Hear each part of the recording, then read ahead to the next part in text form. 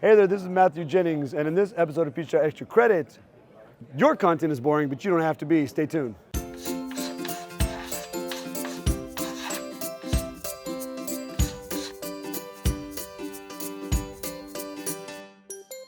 Hey, welcome. We are here at the beautiful National Conference in Bellevue, Washington. It's a live, vibrant space. I'm joined by two awesome communicators, Ryan, Michael. Thank you so much for being here, taking the time to do this with me. I really appreciate it. This is a really fun session and an episode that we are bringing to you today. But let's start with a couple of introductions. Ryan, let's hear from you first. A little bit about who you are, your background. How'd you get here? Sure thing. Well, you begged me. You paid me a lot of money, so I'm here. Hey. Appreciate the paycheck. Yeah, no worries. No, I'm out of Arcadia, California, Los Angeles, Chief Communications Officer there. Been there about 10 years. Before that, I was a journalist, so I have a journalism background. Love doing school communications. Amazing NSPR conference, and happy to be with you guys. Yeah, thank you, Ryan. Michael, how about you? Mikel Philippi, long time, first time, communications manager just outside Denver, Colorado in 27J schools.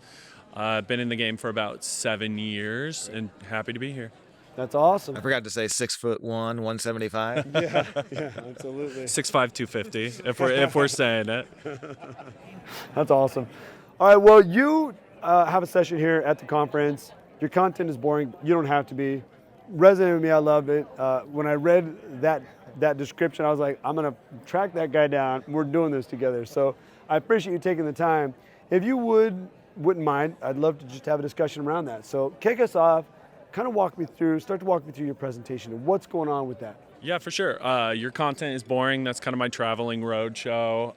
Kick that off at Colorado SPRA. Shout out my cool SPRA peeps who are definitely watching because I'll send them all an email too. Third place. Yes, third place at the karaoke contest. That's right. Bringing that home to the mile high. Yeah, your content is boring. Like I said, I've been in the game 7 years. That's enough time to have done all the cycles of back to school, winter break, bus registration, graduation, rinse, repeat, on and on and on. And after doing that quite a few times, I realized man, I am getting bored of, we're doing the same 10 photos at every graduation. We're shooting the same video at back to school every year. We're covering the same stuff, talking about it the same way. And, we're always talking in strategic communications about what is the data telling you? What are your outcomes? What are you measuring? And looking at it, I was just seeing that slowly decline, basically, along with my will to keep doing it. So thinking about that a lot, I kind of put this presentation together just as a way to talk to everybody in the school PR game about, guys, this is what I'm seeing. If any of you are seeing this too, this is kind of the weird little road off the beaten path that we've started to take to try and bring some of that fun back into doing school PR and bring that energy back. Resonates with me. I don't know about you. It does feel sometimes like It's a great point. We have things that work, so we go back to that well. But to your point, I think we do go back to the well a little bit too often, and that kind of kills our creativity. Yeah. So I'd be interested to know, Mike, so what are some of the things you're doing and preaching in your session about, how do we freshen it up? How do we make it not so boring? And because you're right, though, because if you have people in your district, your community, and even people outside of your schools, they're seeing the same thing, they're not engaging, and then they almost falling out of your news feed. So you have to make some things new, exciting, and pop off the old algorithm. So I'm curious to how do we freshen it up? Yeah, absolutely. Well, I think step number one, and this is how I open the presentation, is we got to recognize it's a problem. I think, it's so well intentioned that we come to this conference and we're so excited to see each other and to support each other, to celebrate our achievements.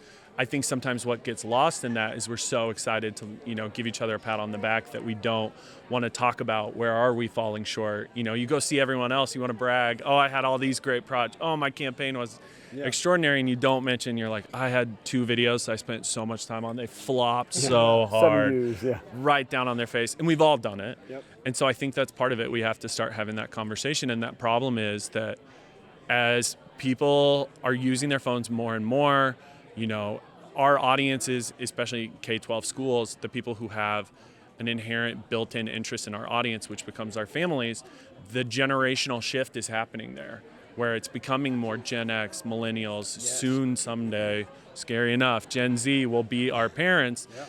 And we need to keep up with them because now it's people who've lived most of their life on the internet. They spend so much time on it. There's so much we're competing for on their feeds, but we haven't adjusted what school PR looks like to match that new digital economy of what is, stopping the scroll, what's catching people's attention, because no matter how good your message is, if they're not stopping and looking at it, it's not getting through. Yeah. They didn't get it. I love the point, though, of like, we all do such a good job of sharing what we do well, but doing an end of the year assessment on like, these couple of things didn't work.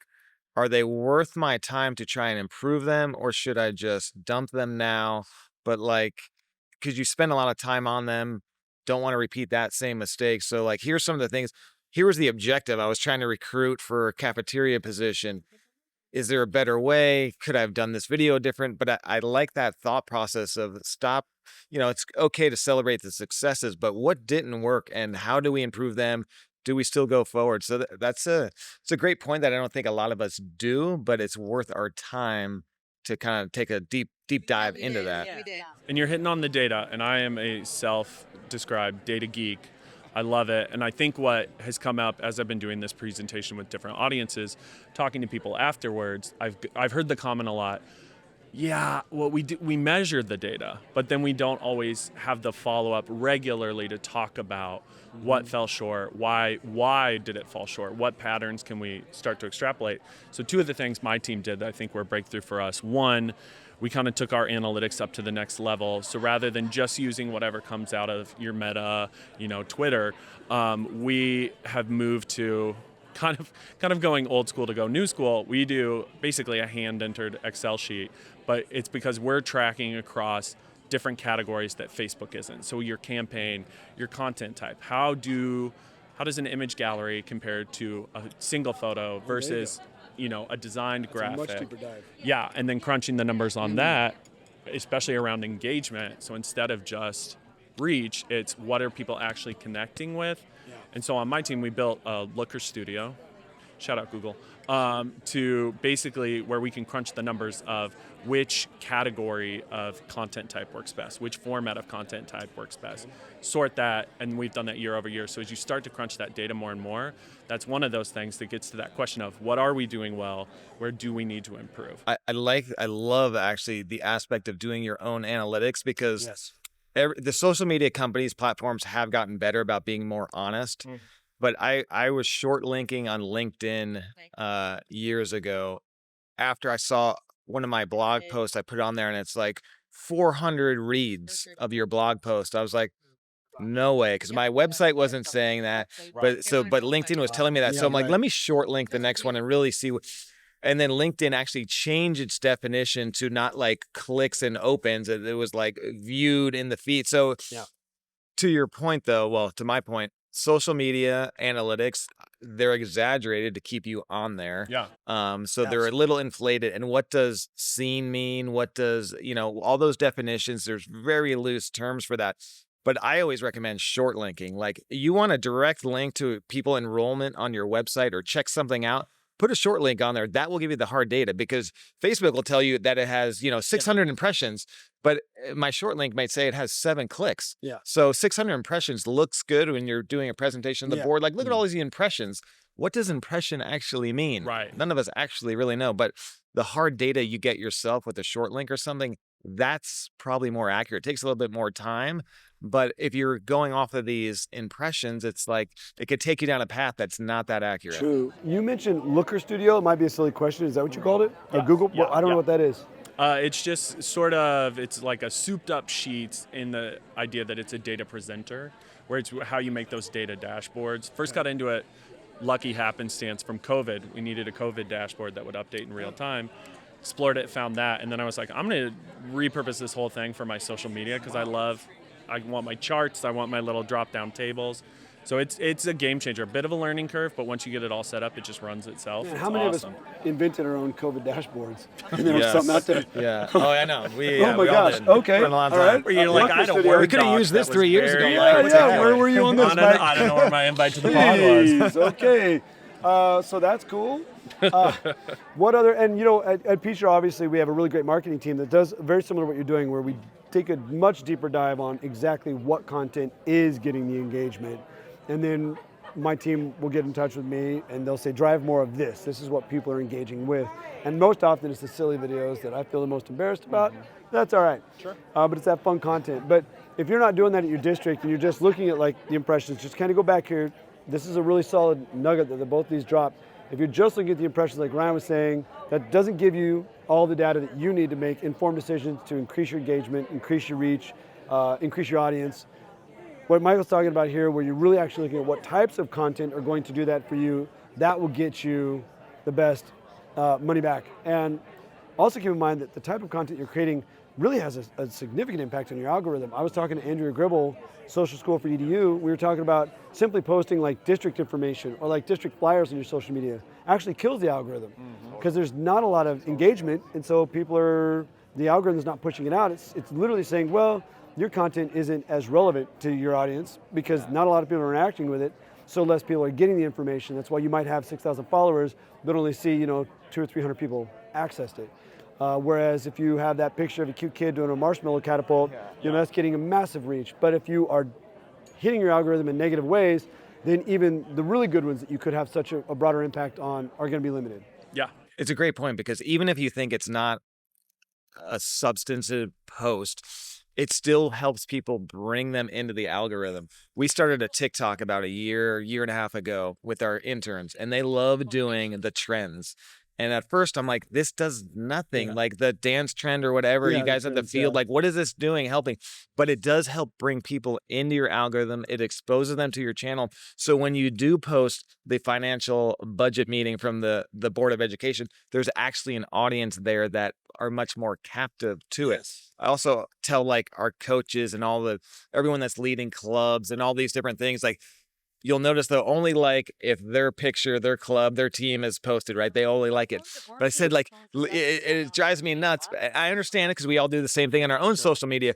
But the more you like, comment on other stuff, when your content is posted there, more people will see it. So it's a great point that you're talking about. Like, even if it's not this, driver to enrollment or jobs or something like that, it's just a fun, silly post that is not, it's social. This abstract thing, it brings people into the algorithm, and that's when our pages die. Because you see pages, I'll go look at other districts' pages. They have 15, 20,000 followers, but then their post has 2 likes. I'm like, how is that possible? Because they fell out of the newsfeed, they fell out of the algorithm. So it's a really good point. Well, and I think the thing that my team, the breakthrough for us was we kind of started where we were getting into that bifurcated approach, where it was like we have fun stuff, we have the serious, boring, but very necessary stuff. Bus registration, fill out your free and reduced meal forms. The stuff that ultimately is, lifeblood of getting your schools to operate, but it's so hard to go sell it on social media. And you're like, how do you grip people with that?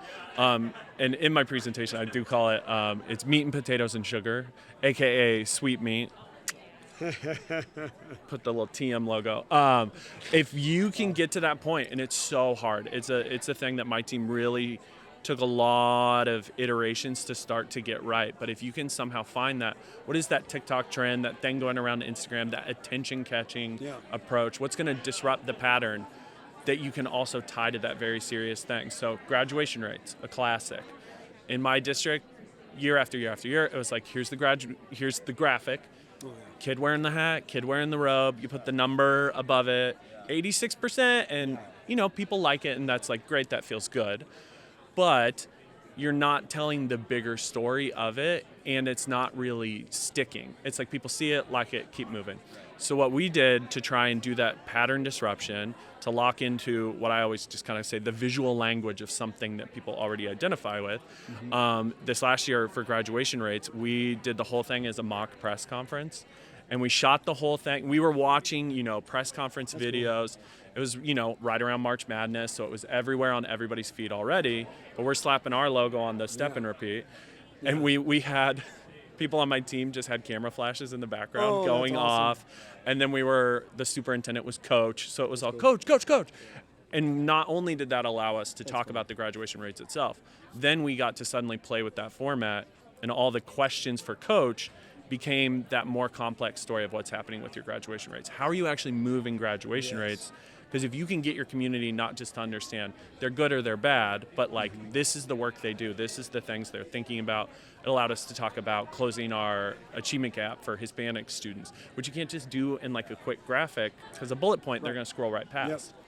That's a great idea. I love that, by the way. We took a pretty deep dive on social there. What other tactics do you share in your presentation to increase that creativity or changing content from being boring?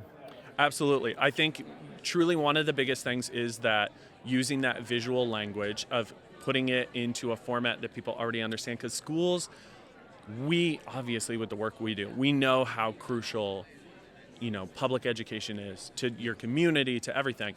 But it gets lost in the sauce a lot because people are so familiar with us and maybe they had a bad experience. A lot of people are ready to tune us out if they don't have a kid or a grandkid in your district. What can you connect it to from other stuff that they are, is a brand that they're interested in, is a visual language that they're excited about? We did a red carpet treatment for our new teacher event because we're like, oh, some people love anything with like celebrity. So it's, putting that twist on things. So it's school PR that doesn't look like school PR. The other big one that I think is truly my favorite slide is disregard your audience. Audience also in air quotes, because I think a thing, and this is one of them where I'm like, I feel myself. Yeah, as I'm doing the presentation, I feel myself like worrying. I'm like, okay, this is either going to land or people are going to just be getting up and walking out of this thing. No. But in school PR, we try to do, I think, a lot of content, a lot of posts where the thought process is that anyone who could possibly see this is going to like it. We're going to cover 100% of the hypothetical audience of the world. Your retiree community is going to love it, and your teens are going to be like, gee, that's great, miss. It's like, Mom, let's watch this together. The whole family can come enjoy our Facebook feed. We all know that doesn't make sense, but it's the pattern that we are used to operating in. And so I think having that hyper specificity, if you knew there was a guy named Gary who was 37 in your community and he wanted to be a bus driver, your bus driver ads would just say, Gary, 37, in my community, we're hiring, and then you'd go, great, I want to be a bus driver, and you'd click your link, and you're good to go. We don't know who Gary is, but the idea of my bus driver post is just, be a bus driver, speaks to nothing. Like who, this is the kind of thing, recruiting, we work a lot with our HR department. It's like, who are the people who are already bus drivers? Well, they fit these profiles. They live within like a 20-mile radius of the school district. They are generally in this age group, or they're retirees, or they're parents. All of those kind of things you can use, and then you apply that same formula as before, catch their attention, but then speak to them hyper-specifically. And don't worry about, I need everyone to like every post I make. And your HR person will tell you, we don't need 100 applicants. We need the one right person. So we don't care how many likes this gets. So let's get the right one. How do you get it to that one person instead of like, well, maybe everyone will like it, because that usually ends up being kind of watered down, play it safe, don't rock the boat kind of content. And then you don't get that one applicant anyways because they scrolled right past it. Yes. I love your approach too to using humor and some comedy to get the message across, because I love that idea of the press conference, get the superintendent in there, have some fun. Coach. But there's still, so people will watch that, wouldn't have normally watched that if you're doing a simple graphic or whatever. People you guys enjoy doing, the superintendent probably had fun, shows him in a different light. But then you get the key points about graduation rates, how you guys are doing across. Years ago when we first rolled out one-to-one Chromebooks, we were having issues with repairs. Students didn't know how to use them. So I worked with my interns, and nobody's going to watch like, this is how to take care of your Chromebook video and sit through it. So I said, guys, here's what we need to get across. We worked with our tech team on like the biggest issues, but let's have fun with it. Let's joke around. So we got some old Chromebooks that were not working. They ran one over in the parking lot.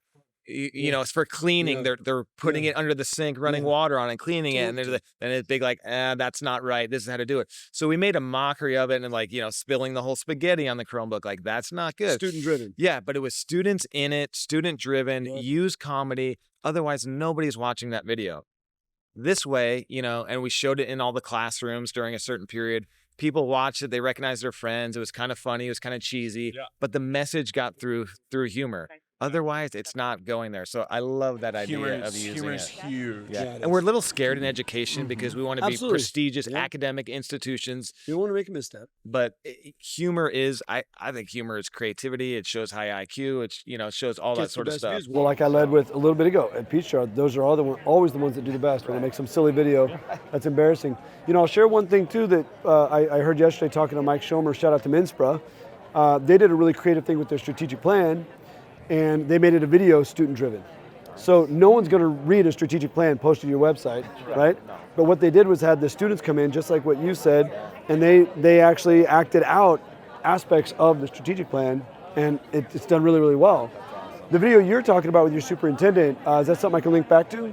Yeah, absolutely. I'll get you that link. So check that out in the description below. We'll link back to that. So you're watching this, you can check that out as well. I want to see that because I love the NCAA, March Madness, all that Absolutely. stuff. That's going to be cool. And the Chromebook video too. If you still have that one, we can link back. We'll link back to that in the description as well. So very, very cool.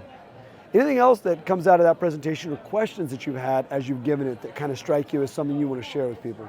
Yeah, the main thing that I've gotten is people who weren't at that presentation being like, how do I see that? Or people being like, if I need an idea, can I just email you and get the idea? And I've told everybody, yes, because that's my dream scenario, is to just have an idea and not worry at all about the logistics or the budget. I just go, you take and go for it. Yeah. So if anybody wants to email me, I'll give you my email, and anybody watching this can just email me and say, I need a funny idea for X, and I'm happy to do it. That's awesome. You heard it here. That's great. But it's good too, just to think of like, no matter what it is, the concept is we're doing, a lot of people in California especially are going out for bond measures. We need to start talking finance and how the budget works. And nobody ever digests that information. As much as the community is like, oh, what are you spending all your money on? And you're like, all right, here's a 4-hour presentation. Nobody wants to go through it. To your point though, it doesn't need to be about something, but try, how can we use humor, short videos, student engagement, get some students in there, like have them joke around, explain the budget, be the banker or whatever. But that's, so it could apply to any type of topic that you're having trouble communicating. I like that. Sure. That's awesome. I know we're at the conference. I know you got a really busy schedule, both of you. I appreciate you co-hosting this one with me, Ryan. And obviously, we have the School PR podcast that we work on together as well. So if you haven't been checking that out, I'll link that in the description below as well. Be sure to do that. Any last minute parting words of advice, words of wisdom? Yeah, just go for it. I love it. You'll have the moment, you'll go, ugh, just go for it.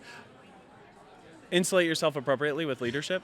And disclaimer, if you get fired, it's not my fault, but go for it. But take some risks, though. You're right. Take some risks. I mean, the press conference thing could have went a million different ways. When you first approach your superintendent, you haven't done that before. He's probably like, huh, what? But it's like, let's try it. And we can just put it on video. And if it looks horrendous, we'll never put it out. Yeah. But to your point, take a risk, try something different, because if you keep doing the same thing over and over, you're losing the algorithm. You're losing in the news feed. So take a risk. You never know what viral video you'll step upon just by having some fun. That's awesome. All right, well, I appreciate you both so much for doing this with me. Hopefully you found this helpful. Be sure to like, share, comment, follow for more. Obviously, you can have Michael, he said, email him directly. I know Ryan and I will take any questions that you have as well. We love any participation with any of this. So really appreciate y'all. That's all we got. See you next time.